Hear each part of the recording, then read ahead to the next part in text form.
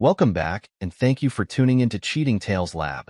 We appreciate every single one of you. We'd love to know, what part of the world are you watching from right now? Let us know in the comments. Now, let's dive into today's story.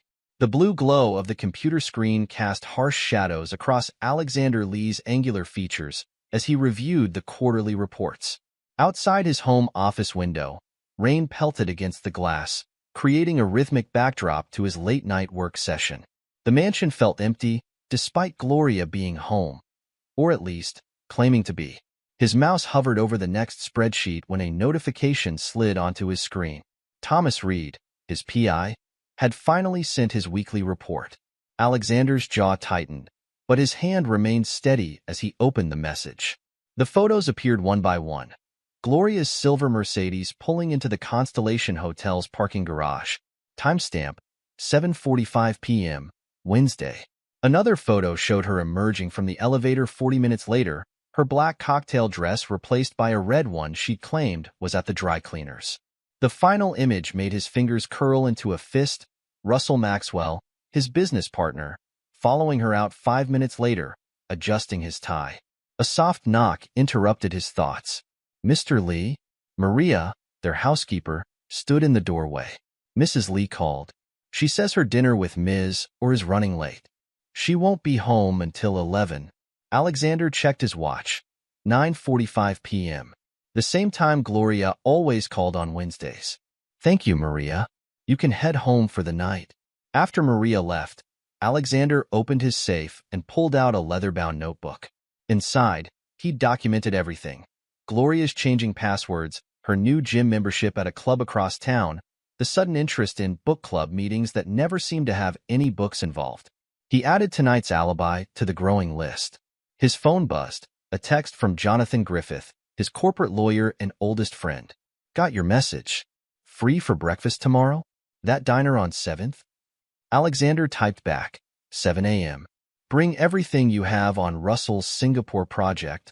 He closed his laptop and walked to the window, watching the rain transform the manicured garden into a blur of shadows.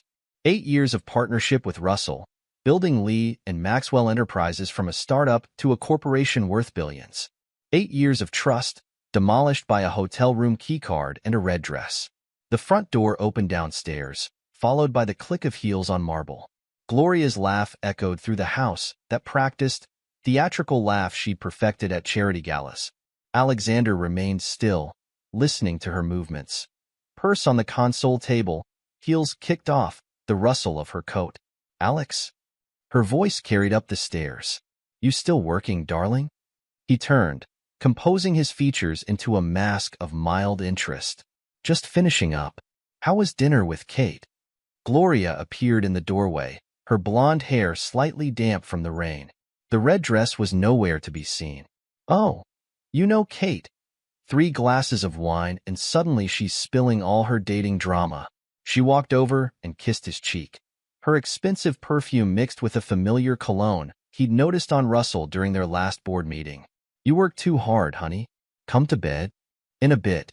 Need to review these reports for tomorrow's meeting. She pouted playfully. The company would collapse without you, wouldn't it? Her phone buzzed in her purse. She glanced at it, her expression flickering for a moment before she tucked it away. Don't stay up too late. After she left, Alexander returned to his desk and opened a new email to Thomas Reed. Continue surveillance.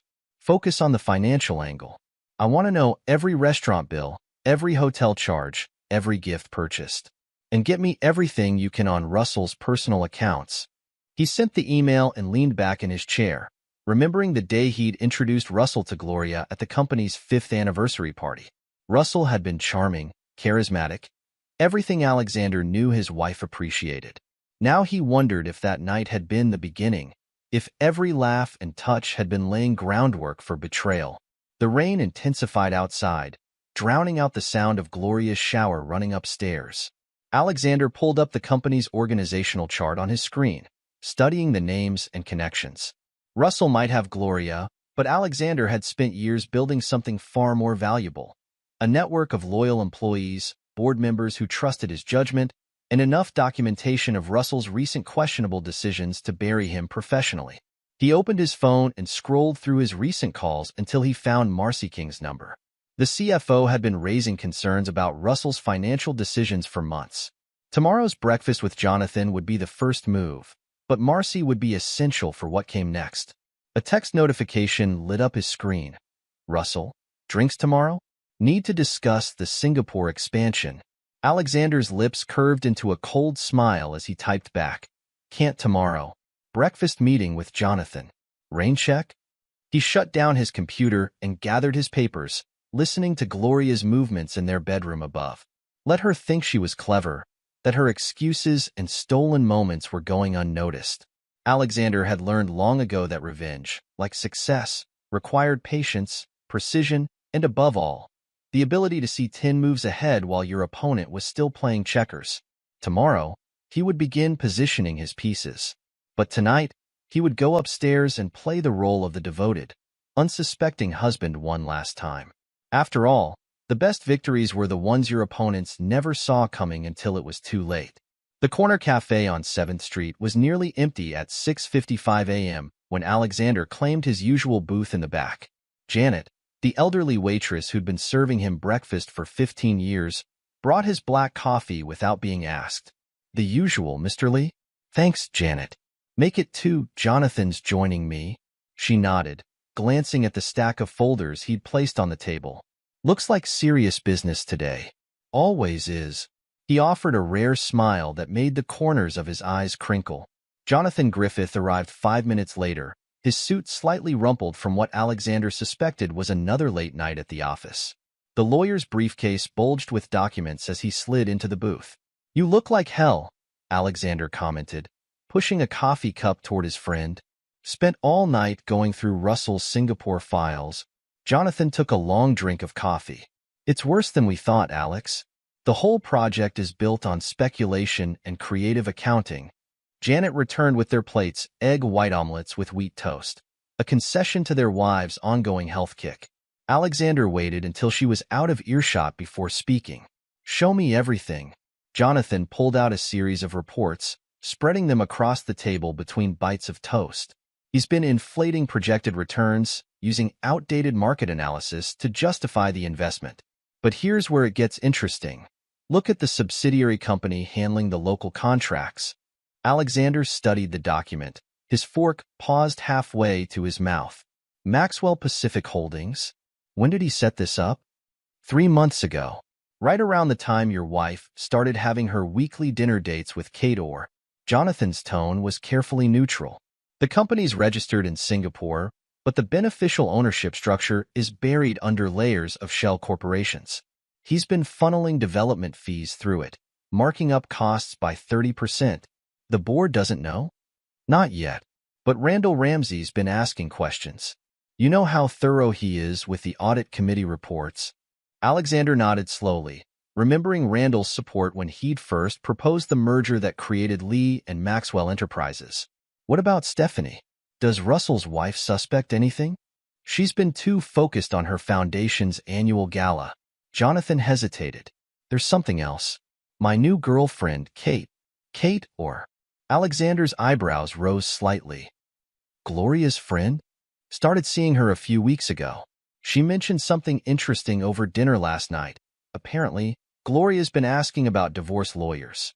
Specifically, ones who handle high-net-worth cases. The corners of Alexander's mouth tightened almost imperceptibly. Has she? Kate thinks she's planning to leave you, Alex. She and Russell have been meeting at the Constellation Hotel every Wednesday for the past 3 months. Alexander's voice remained steady.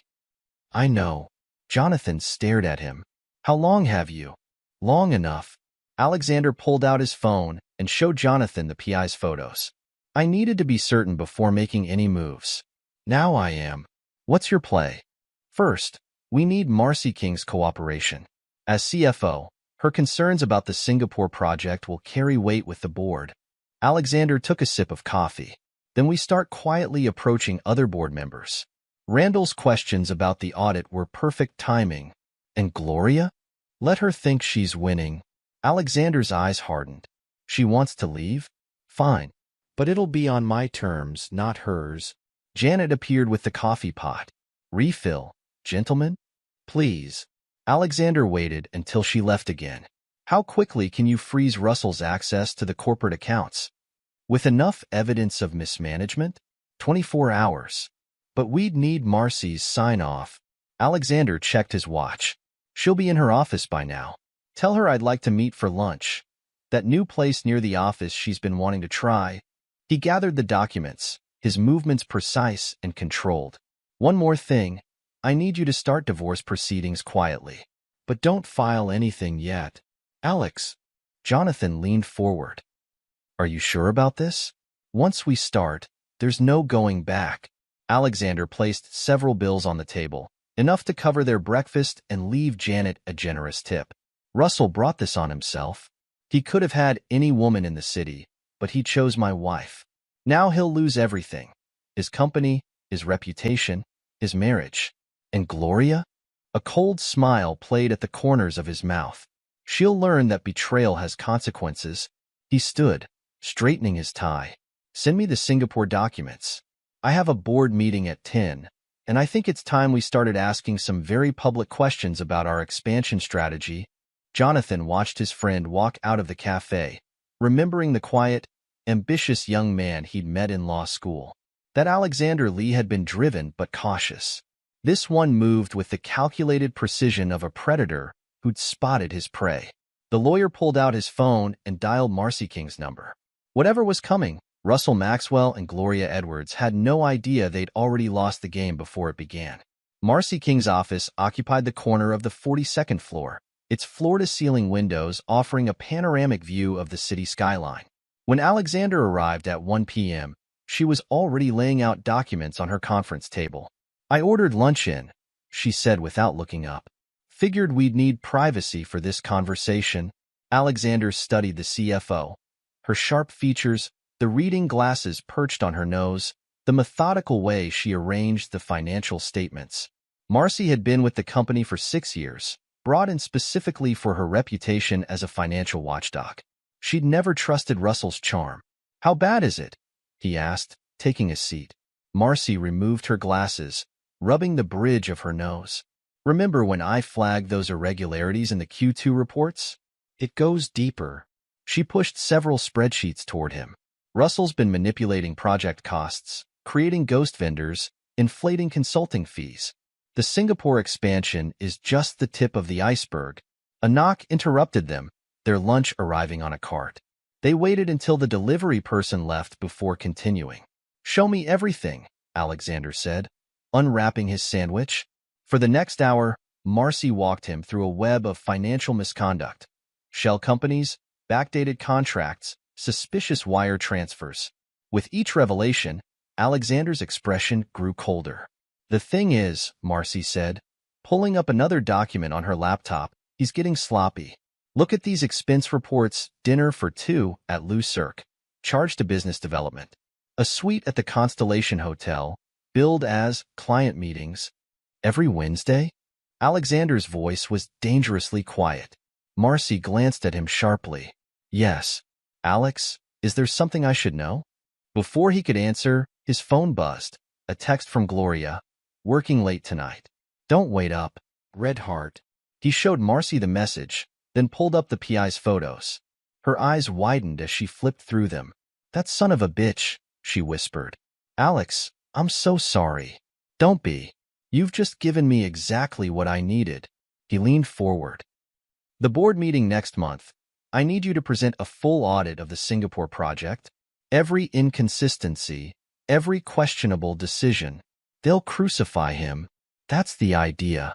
Alexander's smile didn't reach his eyes. But first, I need you to meet someone.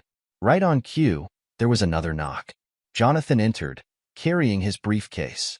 Ms. King, he nodded. I believe you have some documents for me? The next 2 hours were spent strategizing. Marcy provided copies of everything. Jonathan took notes, and Alexander watched the city lights come on as dusk fell. One last thing, he said as they were wrapping up. This stays between us. Russell thinks he's untouchable. Let's keep it that way. Back in his office, Alexander found a message from Stephanie Maxwell, Russell's wife. The annual charity gala for her foundation was next weekend. Would he be attending? He typed back a quick confirmation, then called Jonathan. How much does Stephanie know about the foundation's funding? Nothing yet. Why? Because Russell's been using company donations to fund it. Once the board sees Marcy's audit, the donations stop, Jonathan finished. Alex, that foundation is Stephanie's life's work. Then maybe we should make sure she has other funding options. Alexander paused. Set up a meeting with her next week. Tell her it's about increasing our support for the foundation. After hanging up, he stood at his window, watching the city below. Somewhere out there, his wife was with his business partner, both of them thinking they were clever enough to get away with their betrayal. His phone buzzed again. Another message from Gloria. Miss you? Having drinks with the girls. Don't work too hard. Alexander didn't bother responding. Instead, he opened his email and began drafting a message to Randall Ramsey about scheduling an emergency board meeting. The pieces were in place, the allies secured. Now it was just a matter of timing. He glanced at the framed photo on his desk, him and Russell at the company's launch, both smiling, arms around each other's shoulders. Tomorrow, he'd take it down. Tonight, he'd let it remind him that in business, as in marriage, trust was a weapon that cut deepest when betrayed. The city lights blurred as night fell, but Alexander remained at his window, planning his next moves. In the reflection, he saw not a betrayed husband, but a chess master, positioning his pieces for a game his opponents didn't even know they were playing. The morning sun streamed through the floor-to-ceiling windows of the Lee and Maxwell Enterprises boardroom, casting long shadows across the mahogany table. Board members filed in, their usual pre-meeting chatter subdued by the gravity of today's agenda. Russell Maxwell's proposed expansion plan. Russell stood at the head of the table, his confidence radiating as he distributed presentation folders. Ladies and gentlemen, what I'm about to show you will transform our company's position in the Asian market. Alexander watched from his seat, noting how Russell's custom-tailored suit couldn't quite hide the slight tremor in his hands. Next to Alexander, Marcy King methodically arranged her own stack of documents, financial reports that told a very different story from Russell's glossy presentations. The Singapore project represents an unprecedented opportunity, Russell continued, clicking through his PowerPoint slides. Our initial investment of $500 million will yield returns of approximately 30% within the first 18 months. Randall Ramsey, the silver-haired head of the audit committee, adjusted his glasses. Those are ambitious projections, Russell. What's the basis for these numbers? Market analysis and preliminary agreements with local partners. Russell's smile remained fixed, but Alexander noticed a bead of sweat forming at his temple. The documentation is all in your packets. Interesting. Randall opened his folder, removing a separate set of papers. Because I'm looking at the latest market reports from Singapore, and they show a 15% decline in the exact sector you're targeting. The boardroom temperature seemed to drop several degrees. Russell's smile faltered. Those reports must be outdated. Our research shows. I'd like to hear from our CFO. Alexander's voice cut through the tension. All heads turned toward him, his first contribution to the meeting. Marcy, you've reviewed the financial implications? Marcy stood, her expression neutral as she connected her laptop to the projector. The screen filled with charts and figures that made several board members lean forward. My team has conducted a thorough analysis of the proposed expansion. Her laser pointer highlighted key numbers. The projected returns Mr. Maxwell presented assume a best-case scenario that contradicts current market trends. Moreover, we've identified several concerning patterns in the preliminary expenditures. Russell's face reddened. Those numbers are preliminary drafts. I can explain. Please do. Alexander interrupted smoothly, particularly the $2.3 million in consulting fees paid to Maxwell Pacific Holdings, a company that, coincidentally, was registered in Singapore 3 months ago. The boardroom erupted in murmurs. Russell gripped the edge of the table, his knuckles white. That's a standard practice for international operations. We needed a local entity. A local entity that lists you as the sole beneficiary? Randall's question cut like a knife. That's not standard practice, Russell. That's a conflict of interest. Alexander. Russell turned to his partner, desperation creeping into his voice. You know how these deals work. Sometimes we need flexible arrangements to navigate local regulations. Alexander met his gaze coolly. Do those flexible arrangements usually include charging personal expenses to the company? Like weekly bookings at the Constellation Hotel? The room fell silent. Russell's face went from red to pale. Behind him, the presentation screen showed a detailed expense report with the hotel charges highlighted in red. I moved to suspend the expansion plan pending a full audit, Randall announced. And I suggest we freeze all discretionary spending until we understand the full scope of these irregularities. I second the motion, another board member called out. Russell looked around the table, finding no allies among the faces he'd so confidently addressed minutes earlier. This is ridiculous. Alexander, we built this company together. You can't seriously. All in favor? Alexander's voice remained steady. Hands rose around the table. Russell watched, his previous confidence crumbling as his empire began to slip through his fingers. Motion carried, Alexander declared. Marcy, please ensure all relevant accounts are secured by end of business today. Russell, you'll make yourself available for the audit team's questions. As the board members filed out, Russell remained rooted in place, staring at the damning figures still displayed on the screen. Alexander gathered his papers unhurriedly, feeling Russell's eyes boring into him. How long have you known? Russell's voice was barely above a whisper. Alexander paused at the door. Long enough to know that betrayal comes in many forms, Russell. Some professional. He turned, meeting his former friend's gaze. Some personal. The color drained from Russell's face as understanding dawned. Before he could respond, Alexander's phone buzzed. A text from Gloria. Lunch today? Miss you. Face blowing a kia. You should answer that, Alexander said, noting how Russell's hand instinctively moved toward his own phone. It might be important. He left Russell in the boardroom, surrounded by the wreckage of his ambitions. In the elevator, Alexander sent a brief message to Jonathan. First piece has fallen. Proceed with Phase 2. Alexander's home office had become his sanctuary in recent weeks, a command center from which he orchestrated the gradual dismantling of Russell Maxwell's world. The evening light cast long shadows across his desk as he reviewed the latest reports from the audit team. The soft click of heels on hardwood announced Gloria's arrival before she appeared in his doorway, dressed in an outfit that cost more than most people's monthly salary. You've been impossible to reach all day. Alexander didn't look up from his papers. Board meeting ran long. Russell's expansion plan didn't go as smoothly as he expected. Gloria's carefully manicured fingers tensed around her phone. Oh, that's surprising. He seemed so confident about it. Confidence isn't always backed by competence. Alexander finally looked up, noting the slight smudge of her lipstick, recently reapplied. How was your day? Fine. Just lunch with Kate, then some shopping. She shifted her weight, a tell she developed when lying. You've been working so much lately. I barely see you anymore. The Singapore situation requires attention. He watched her reaction carefully. Russell's decisions have put the company in a difficult position. Gloria's phone buzzed. She glanced at it, her face flickering with poorly concealed concern. I should let you work. Will you be up soon? Don't wait up. After she left, Alexander opened his laptop and clicked through the surveillance photos from that afternoon.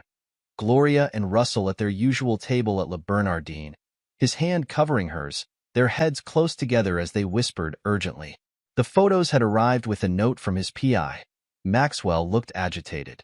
Meeting lasted 47 minutes. His phone rang. Jonathan Griffith. The charity gala is this weekend, his lawyer reminded him. Stephanie Hopkins has confirmed your attendance. Perfect. And Gloria? Kate convinced her to come shopping for a new dress tomorrow. She'll make sure Gloria chooses something memorable. The weekend arrived with the kind of perfect weather that event planners dream about. The Hopkins Foundation's annual gala transformed the Metropolitan Museum's rooftop garden into a glittering showcase of New York's elite. Alexander arrived fashionably late, noting with satisfaction how Russell and Gloria carefully maintained their distance, stealing glances when they thought no one was watching. Stephanie Hopkins approached, radiant in midnight blue. Alexander, I'm so glad you could make it. Wouldn't miss it. He kissed her cheek, aware of Russell watching from across the garden. Your foundation's work is remarkable, Stephanie. I've been reviewing the impact reports. You're too kind. She beamed. Though I admit, I'm a bit worried about next year's funding. Russell's been oddly evasive about the company's usual contribution. Has he? Alexander guided her to a quiet corner. Actually, I've been meaning to discuss that with you. Your educational initiatives particularly interest me. As they talked, he positioned them within earshot of where Gloria stood with Kate, pretending not to watch Russell's increasingly desperate attempts to network with board members who suddenly found their champagne glasses fascinating. Your work is impressive, Alexander said, raising his voice slightly. It would be a shame if anything threatened its funding. Stephanie's eyes widened slightly. What do you mean? Let's just say it's worth examining the foundation's financial structure. Perhaps over lunch next week? I may have some suggestions for ensuring its long-term stability. Later, as the party wound down, Alexander watched Gloria and Russell share a brief, tense conversation by the elevators. Their careful distance, the way Gloria's hands twisted her clutch, the slight shake of Russell's head, everything spoke of growing panic. His phone buzzed with a text from Marcy. Audit team found something big. Emergency board meeting called for Monday. Alexander smiled, sipping his champagne as he watched his wife and his business partner realize their carefully constructed world was beginning to crumble. The trap was nearly ready to spring, but timing, as always, was everything. Monday morning arrived with the kind of steady rain that turned Manhattan into a maze of black umbrellas and grinding traffic. Alexander sat in his office, watching water streak down the windows as reports from the audit team filled his inbox. A knock at his door revealed Jonathan, looking grimmer than usual. Russell's been trying to access restricted accounts all morning. 3 attempts to wire funds to Singapore.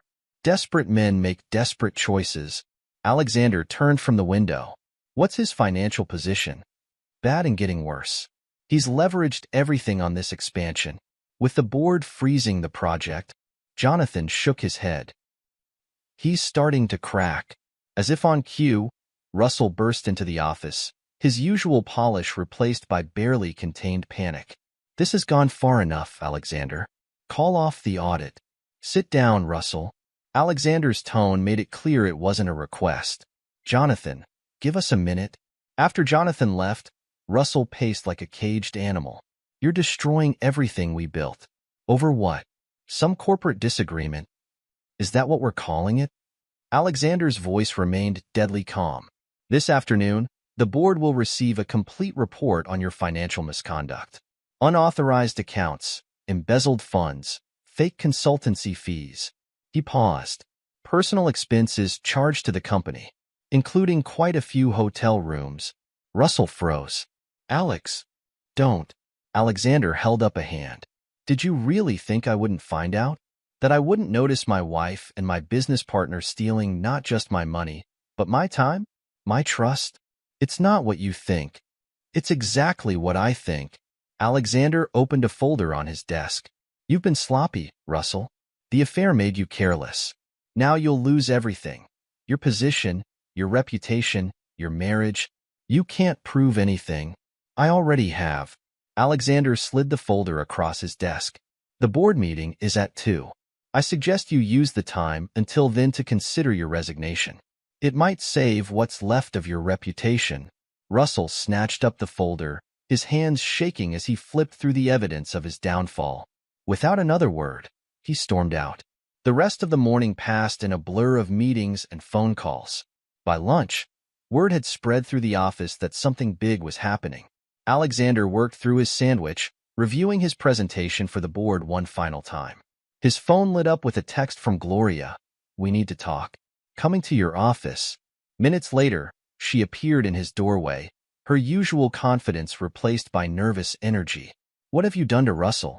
I haven't done anything to Russell, Alexander replied calmly. His own actions have caught up with him. He's falling apart. He called me this morning, talking about leaving the country. And you're worried about your lover or your lifestyle? Alexander's question cut through her protests. Don't worry, Gloria. You'll both get exactly what you deserve. She stared at him, realization dawning. You knew. All this time, you knew about us. Did you really think you were that clever? The Wednesday night girls' dinners? The mysterious business meetings? He stood, walking to the window. You should head home, Gloria. Pack what matters to you. The next few days will be unpleasant. You can't do this to us. I already have. He turned back to her, his expression devoid of emotion. It's done, Gloria. All of it. She opened her mouth to argue, but his intercom buzzed. Mr. Lee? The board is assembling. Thank you, Sarah. He gathered his papers. You should go, Gloria. Your boyfriend has a rather important meeting to attend. Alexander walked into the boardroom at exactly 2 o'clock, followed by Marcy King and Jonathan. Russell sat alone at the far end of the table, his usual allies conspicuously absent. For the next hour, Marcy methodically presented their findings. Bank statements, wire transfers, falsified reports. The evidence mounted like a tsunami of paper, washing away Russell's last vestiges of dignity. When the final vote was called, it was unanimous. Russell Maxwell was removed from his position, his access to company resources terminated immediately. As security arrived to escort him from the building, he turned to Alexander one last time. You've won. Are you happy now? Alexander straightened his tie, a gesture so normal it seemed out of place in the wreckage of Russell's career. Happiness was never the goal, Russell. Justice was.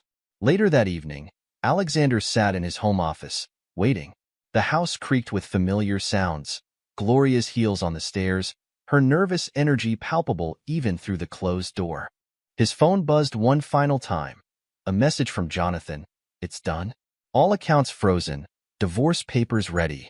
Alexander closed his laptop, listening to the sound of his wife's approaching footsteps. The trap had closed perfectly, but there was still one final scene to play out. Rain pelted against the windows of Alexander's study as Gloria paced before his desk, her designer heels clicking against the hardwood floors. Her earlier bravado had begun to crack under his unervingly calm gaze. Why aren't you angry? She demanded again, her voice rising. I just told you I've been sleeping with your business partner for months. Alexander leaned back in his leather chair, studying her like a scientist observing a particularly predictable experiment. Tell me, Gloria, in all those months of sneaking around with Russell, did you ever wonder why it seemed so easy? Why I never questioned your Wednesday night dinners or your sudden interest in Kate's dating life? Color drained from her face. What do you mean? I mean, he said, opening his laptop, that Russell's about to learn an important lesson about mixing pleasure with business. He turned the screen toward her, displaying a series of documents that made her stumble back into a chair. That's impossible, she whispered. The board's emergency meeting concluded an hour ago. Russell's mismanagement and financial misconduct forced an emergency restructuring. A cold smile played at his lips. Your lover doesn't know it yet, but his company now belongs to me and his wife. Gloria's perfectly manicured nails dug into the armrests. You're lying. Russell would have told me if he was losing everything. If his Singapore project was a house of cards built on embezzled funds. Alexander stood, walking to his drink cart. Russell's too busy watching his empire crumble to warn his mistress. Would you like to see the termination papers? They're quite thorough. Termination? She shot to her feet. You can't fire him. He built this company with you. And then he betrayed everything we built. Alexander poured himself a scotch, not offering her one. The board voted unanimously. Russell will be removed as CEO tomorrow morning. Meanwhile, Stephanie has already filed for divorce, armed with evidence of his financial misconduct. Gloria collapsed back into the chair, her arrogant facade crumbling completely. Stephanie knows? About the affair? Not yet. About Russell using company funds to finance your little rendezvous? About the shell companies and misappropriated assets? Oh yes. He took a measured sip. She's quite grateful for my help in protecting her foundation's interests. The foundation. Gloria's eyes widened as the full implications hit her. The charity gala. When you told Stephanie it would be a shame if anything threatened the funding, I was ensuring she understood her options. Alexander's phone buzzed, a message from Jonathan confirming the final preparations. Just as I'm ensuring you understand yours, Gloria straightened, desperation replacing shock. Alex, please. We can work through this. I made a terrible mistake, but save your performance, he cut her off. I've watched you play the devoted wife for months. It's not convincing anymore. You cold-hearted bastard. Her voice turned venomous. You set us up. All those business meetings, the late nights at the office. You were orchestrating this. No, Gloria. You and Russell orchestrated your own downfall. I simply made sure you had enough rope to hang yourselves. He walked to the window, watching raindrops trace patterns on the glass. Russell chose to embezzle company funds to impress his mistress. You chose to betray our marriage for cheap thrills with my business partner. I merely chose the consequence. Her phone buzzed, Russell's name flashing on the screen. Alexander smiled as she stared at it, panic rising in her eyes. You should answer that, he suggested. I imagine he has quite a lot to say about tomorrow's board announcement. Gloria's hands shook as she grabbed her phone, reading the string of increasingly frantic messages from Russell. This will destroy him, she whispered. That was the point. Alexander's voice held no trace of remorse. Did you really think you could flaunt your affair in my company, spend my money on your little escapades, and face no consequences? I'll fight you, she threatened weakly. Both of us will. Both of us? He laughed, a sound devoid of warmth. Gloria, Russell's facing criminal charges for financial fraud. His assets are frozen, his reputation is ruined, and his wife's lawyers are circling. He won't be fighting anyone except prosecutors. The rain intensified outside, matching the storm of emotions crossing Gloria's face. Her phone buzzed again, another desperate message from Russell. He's being escorted out of the building as we speak, Alexander informed her. Security is quite efficient when properly motivated. Gloria stood on unsteady legs, her earlier confidence replaced by naked fear. What happens now? Now? Alexander returned to his desk, pulling out a thick envelope. Now you leave. The divorce papers are ready. Your things will be moved to storage, and your access to our accounts has already been terminated. You can't just... I can, and I have. He slid the envelope across the desk. The prenuptial agreement you so carelessly signed is quite specific about infidelity. You'll find the terms ungenerous. Gloria stared at the envelope, tears finally breaking through her composed facade. But Alexander saw no genuine remorse in them, only the realization that her carefully constructed world was collapsing. Why like this? She asked, her voice barely audible. You could have confronted us months ago. Alexander's expression remained impassive, because revenge, like business, requires patience and precision. You chose Russell because you thought he was the more powerful partner. I wanted you both to understand exactly how wrong you were. Her phone buzzed one final time. Russell again, but this time with news that made her sink back into the chair, all color draining from her face. Ah, Alexander noted her reaction. I see he's heard from Stephanie's lawyers. Timing is everything, isn't it? The rain continued its steady rhythm against the windows as Gloria realized the full magnitude of her choices. In one evening, she'd lost her marriage, her lifestyle, and the man she'd risked everything to be with. And Alexander, the husband she'd underestimated so catastrophically, simply watched her world burn with the same calm detachment he'd maintained throughout their entire charade of a marriage. The following morning dawned bright and merciless. Russell Maxwell's arrival at Lee and Maxwell Enterprises for the last time was captured by a dozen smartphone cameras. Security guards flanked the entrance, their presence a clear message to the disgraced executive. I'm sorry, Mr. Maxwell, the head of security, James, blocked his path. Your access has been revoked. Russell's face contorted with rage. This is my company. I built this. Not anymore. Jonathan Griffith emerged from the lobby, flanked by two corporate attorneys. The board's decision is final, Russell. Don't make this more embarrassing than it already is. Employees gathered at windows, watching their former CEO's meltdown. Russell's perfectly tailored suit couldn't hide the sweat staining his collar as he jabbed a finger at Jonathan. Where's Alexander? Too cowardly to face me himself? Mr. Lee is in a board meeting. Jonathan's tone remained professional, discussing the company's transition with our new partners, including Mrs. Maxwell. The mention of his wife's name hit Russell like a physical blow. Stephanie? What do you mean? She's been quite instrumental in stabilizing the foundation's future. Jonathan handed him a thick envelope. These are from her lawyers. Along with the divorce papers, you'll find a detailed accounting of your financial indiscretions. Russell's hands shook as he tore open the envelope. His face went from red to ashen as he read. This is impossible. These accounts were private. Nothing is private when you use company resources for personal gain. Jonathan checked his watch. A car is waiting to take you home.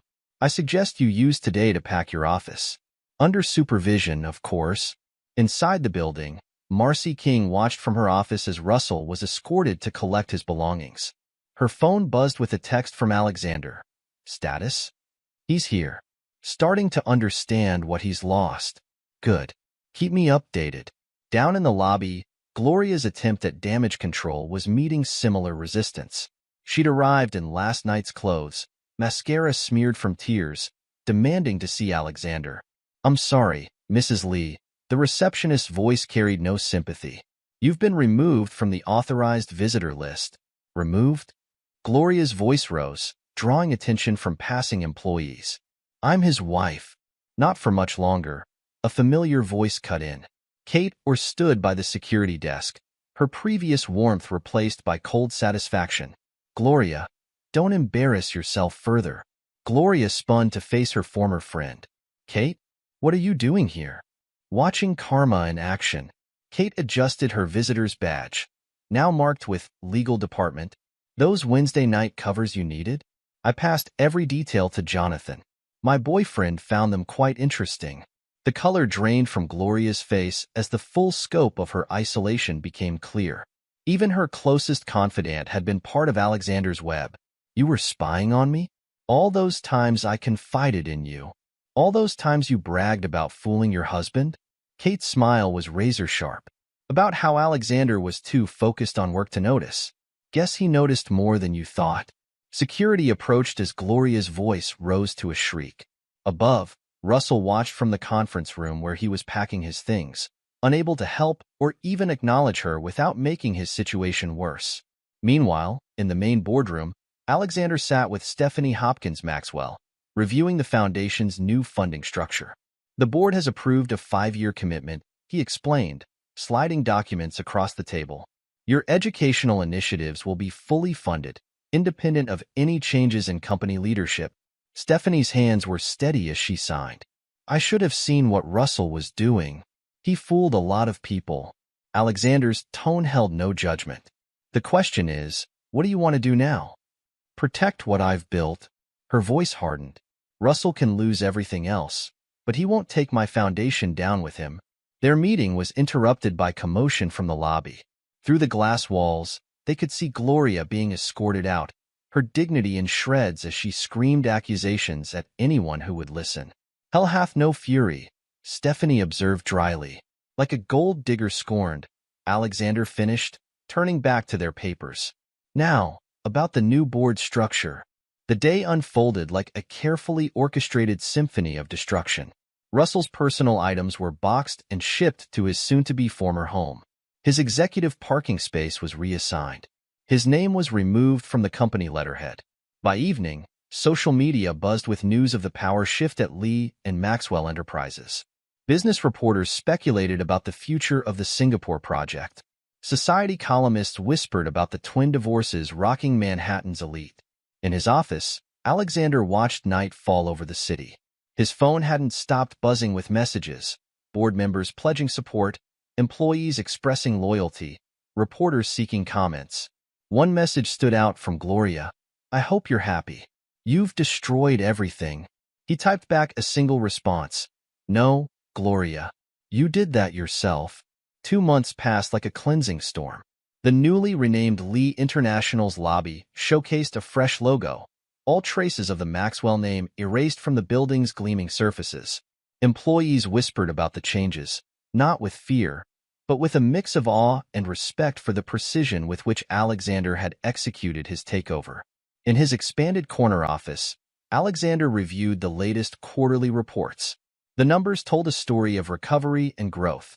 Investor confidence restored, stock prices stabilizing, the Singapore project restructured under competent management.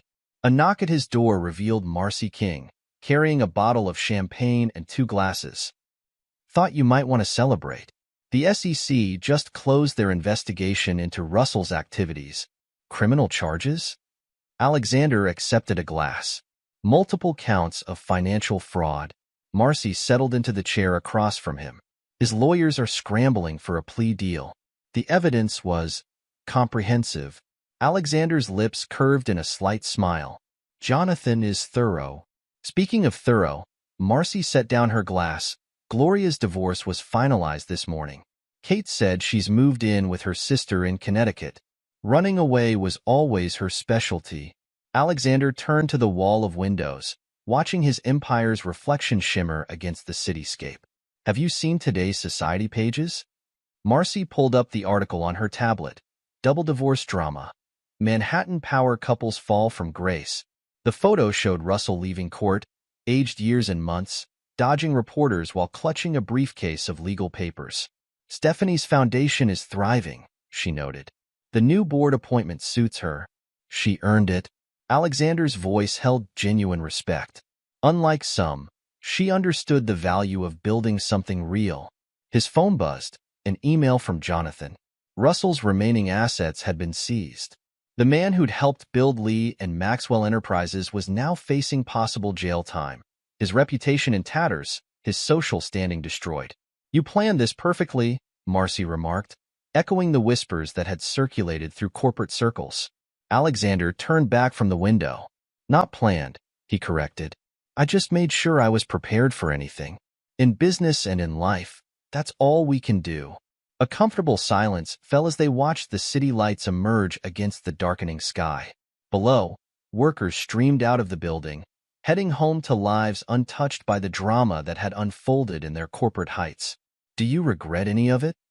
Marcy asked finally. "The way it ended?"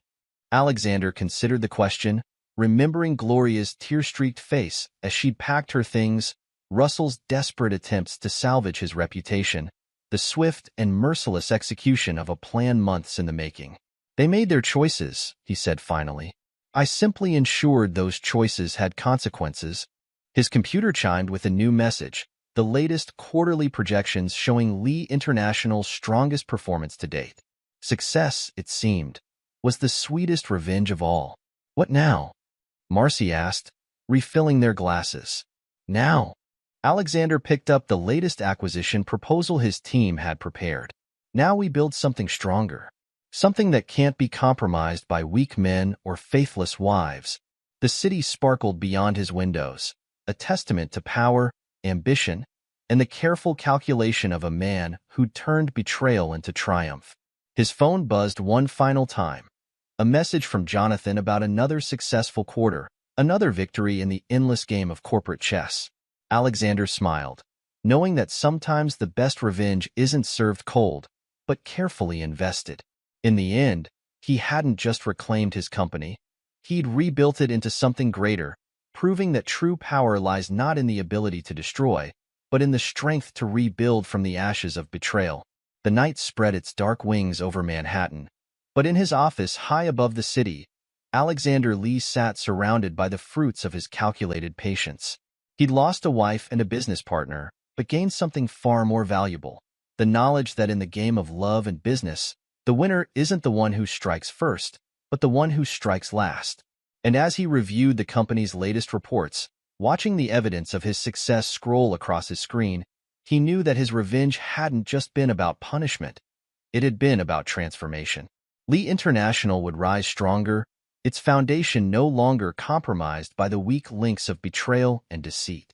The city lights twinkled beyond his office window, a constellation of possibilities stretching into the future. His phone buzzed with messages from board members, business partners, and employees, all aligned with his vision, all part of the new empire he'd forged from the ashes of betrayal. Alexander leaned back in his chair, a rare smile crossing his features. Sometimes, he reflected, the best revenge isn't just about destroying what was lost. It's about building something better in its place.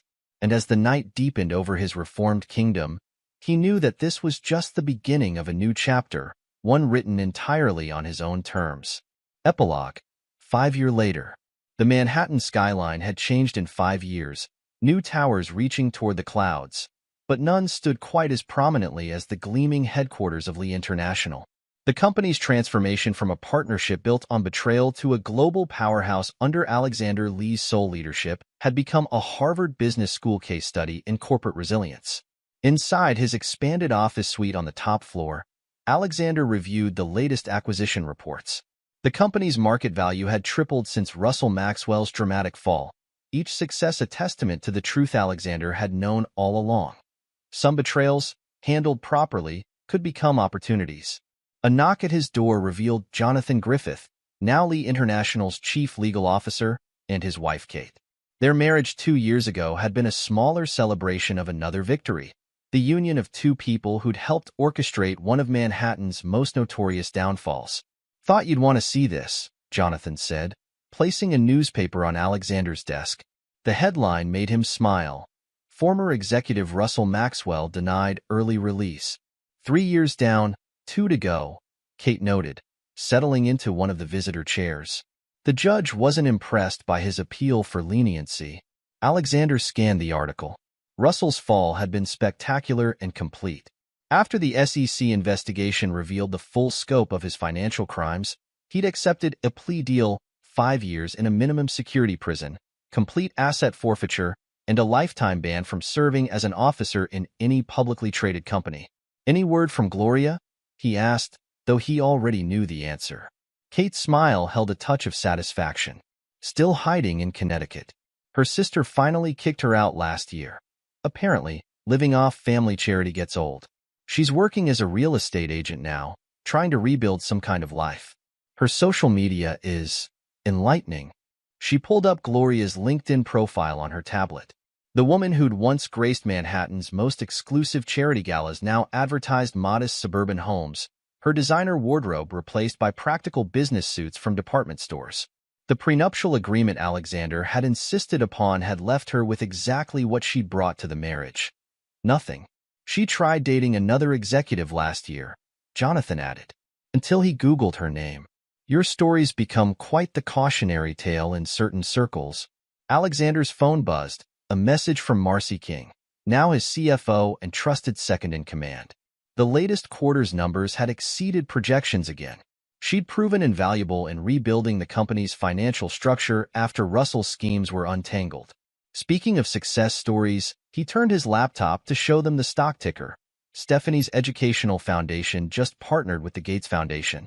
The board's decision to maintain funding was one of our best investments. Stephanie Hopkins, she dropped the Maxwell name immediately after the divorce, had transformed her personal humiliation into professional triumph. Her foundation now operated in 12 countries, its reputation enhanced rather than tainted by her ex-husband's disgrace. She'd remarried last year to a respected federal judge, their wedding featured in the same society pages that had once documented her divorce. Did you see Russell's latest appeal? Jonathan pulled out another document. He's claiming mental distress, says the shame and isolation have left him suicidal. Prison tends to have that effect, Alexander noted without sympathy. Especially on men who once had everything. The document detailed Russell's current circumstances. His assets seized, his reputation destroyed, his former friends and business associates treating his name like a contagion. Even after his release, the terms of his plea deal would prevent him from rebuilding any semblance of his former life. Gloria tried to visit him last year, Kate mentioned. He refused to see her. Apparently, he blames her for everything. Says if she hadn't pushed him to spend so lavishly on their affair, he wouldn't have needed to embezzle funds. Alexander smiled at the irony. They deserved each other. His intercom buzzed, his assistant reminding him of the board meeting. 5 years after the scandal, Lee International's board bore little resemblance to the one that had witnessed Russell's downfall. Alexander had carefully rebuilt it with people who shared his vision, his standards, his understanding that loyalty and competence were inseparable. "One more thing," Jonathan said as they stood to leave. Gloria's lawyer reached out again. "She's written some kind of memoir. Wants to know if you'd consider dropping the NDA clause in the divorce settlement." "Not a chance." Alexander's voice held no emotion. "She chose her story when she chose to betray our marriage. She doesn't get to profit from it now." After they left, he walked to his window wall, observing the empire he'd not just saved but exponentially expanded. The view reminded him of another evening 5 years ago, when he'd watched his wife and business partners' worlds burn. Now he watched his company's lights shine brighter than ever, each floor representing another level of success built on the ashes of their betrayal. His phone buzzed with a news alert. Russell Maxwell's latest business venture, a small consulting firm attempted after his first year in prison through a proxy, had filed for bankruptcy. Even from behind bars, Russell had tried to rebuild, using contacts from his glory days. But Alexander's influence ran deep. One quiet word from him had sent potential clients running. A second message followed, this one from a private investigator he still retained to monitor certain situations. Gloria's latest attempt at reinvention wasn't going well. Her real estate career in Connecticut barely covered her rent for a one-bedroom apartment in a decidedly unfashionable neighborhood. The investigator's photos showed a woman aged beyond her years, the expensive procedures and treatments she'd once taken for granted now far beyond her means. She tried dating within her new social circle, but her past followed her like a shadow. One Google search was all it took. The stories were everywhere. Manhattan's most notorious affair had its own Wikipedia page now, a cautionary tale of greed and consequence that made potential suitors vanish. A knock at his door revealed Marcy King, tablet in hand. The Singapore expansion is exceeding projections. Ironic, considering it was Russell's disaster there that helped us expose everything.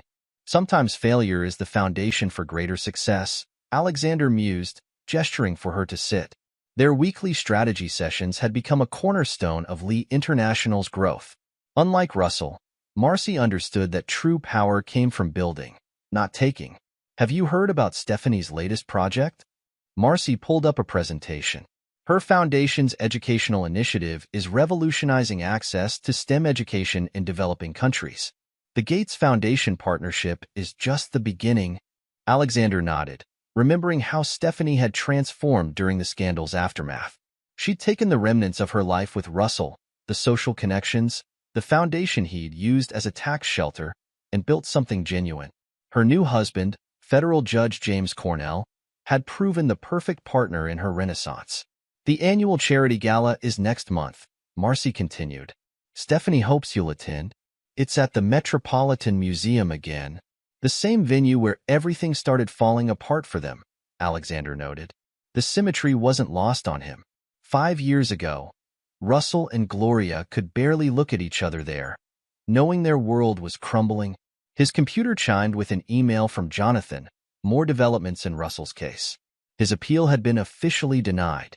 The psychological evaluation had found his claims of mental distress genuine but not legally significant. The judge's comments were particularly cutting. "Mr. Maxwell's distress appears to stem not from genuine remorse, but from the consequences of his own actions. Did you see his daughter's wedding announcement?" Marcy asked quietly. Alexander had. Russell's only child, Lauren Maxwell, had married last month. The announcement had pointedly mentioned only her mother, Stephanie, and new stepfather. Russell's name was conspicuously absent, his prison sentence making attendance impossible. Even his contribution to the wedding, what little he could still access of his money, had been declined. "The foundation is her main focus now," Marcy added. Working with her mother, trying to salvage something positive from her father's disgrace. A notification lit up Alexander's phone. An alert from his building's security. Gloria had tried to enter the lobby again, claiming she had important documents for him. Like her previous attempts over the years, each more desperate than the last, this one ended with security firmly but politely escorting her out. "Still trying," Marcy observed. "Still failing," Alexander corrected. "Some lessons take longer to learn." His calendar reminder flashed. Dinner with Jonathan and Kate to celebrate their second anniversary. Their relationship, born from the ashes of betrayal, had flourished into something genuine.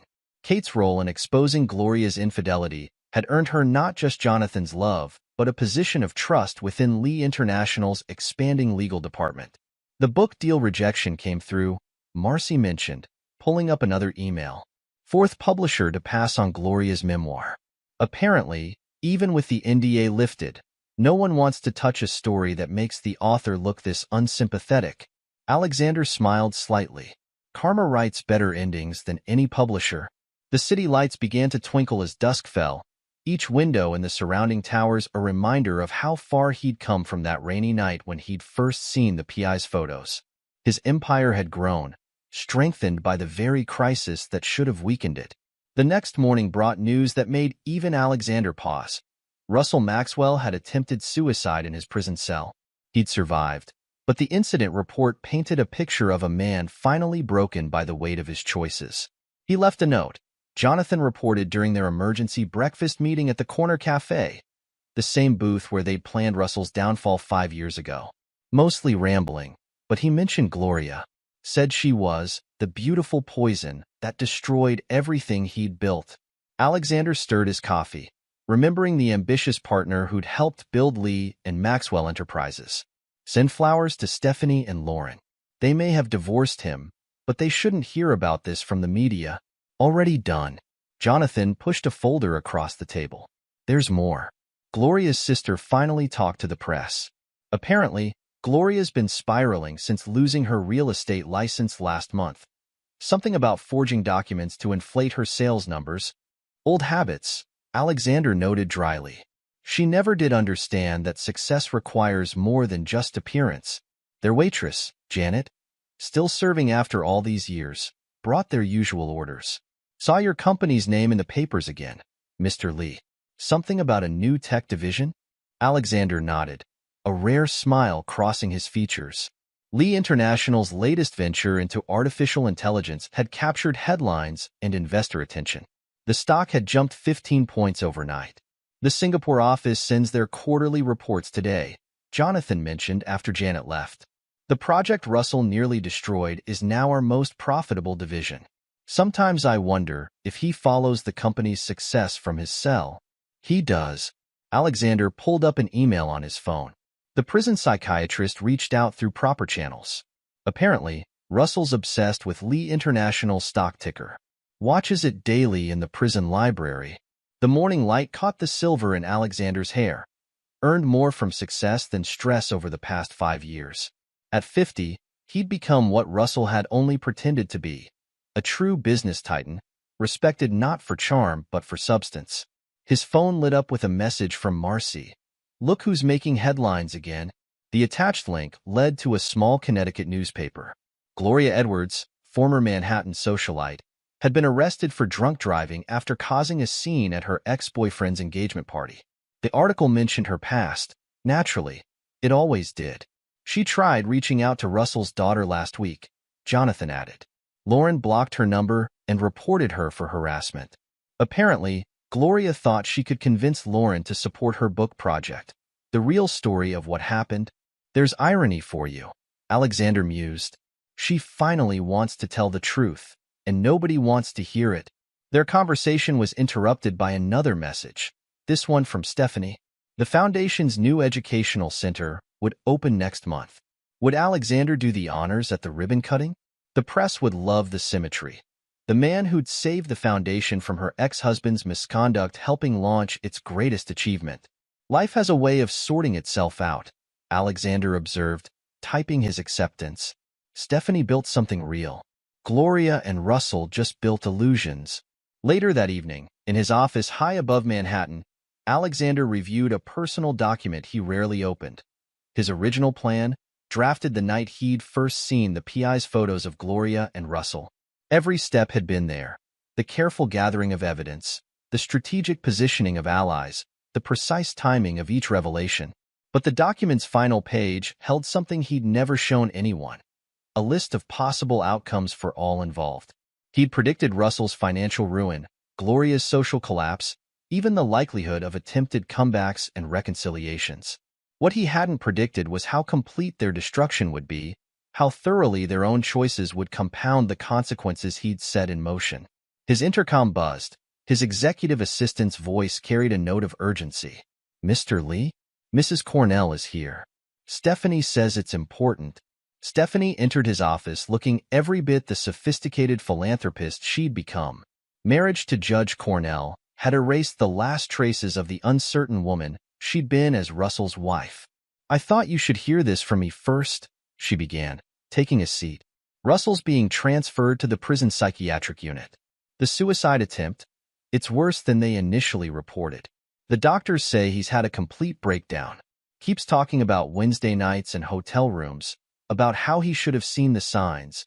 Alexander absorbed this silently, remembering another conversation in this office, years ago, when he'd promised Stephanie her foundation would survive Russell's downfall. "Lauren asked me to tell you something else," Stephanie continued. "She's legally changing her name. She wants no connection to Russell Maxwell anymore. The foundation will be her legacy now, not his shame." The city lights flickered to life outside his window as day faded into evening. Somewhere in Connecticut, Gloria was probably facing the consequences of her latest public meltdown. In a prison psychiatric ward, Russell Maxwell was finally confronting the true cost of his choices. And here, in the heart of the empire they tried to destroy, Alexander Lee sat with the woman who'd risen from the same ashes that had consumed them. "We all make choices," he said finally. "Some of us choose to build, others to betray. The difference is in living with the consequences." Stephanie smiled, understanding in her eyes. "You never just wanted revenge, did you? You wanted justice." "I wanted them to understand exactly what they'd thrown away," Alexander corrected. "The rest, they did to themselves." As night fell over Manhattan, Alexander Lee stood at his window, master of an empire built on the ruins of betrayal. Below, the city pulsed with life, each light a reminder that endings were just beginnings in disguise. He'd lost a wife and a business partner, but gained something far more valuable. Proof that sometimes the best revenge isn't just about destroying the old, but building something stronger in its place. His phone buzzed one final time. Jonathan, confirming tomorrow's board meeting. Another quarter, another success, another step forward while others remained trapped in the consequences of their past. In the end, Alexander reflected, true power wasn't in the ability to take revenge, but in the strength to transform it into triumph. The city lights twinkled like stars, each one a testament to the empire he'd built from betrayal's ashes, while somewhere in the darkness, two people who'd once thought themselves clever enough to deceive him faced the long, cold reality of their choices. This is where our story comes to an end. Share your thoughts in the comments section. Thanks for your time. If you enjoy this story, please subscribe to this channel. Click on the video you see on the screen, and I will see you there.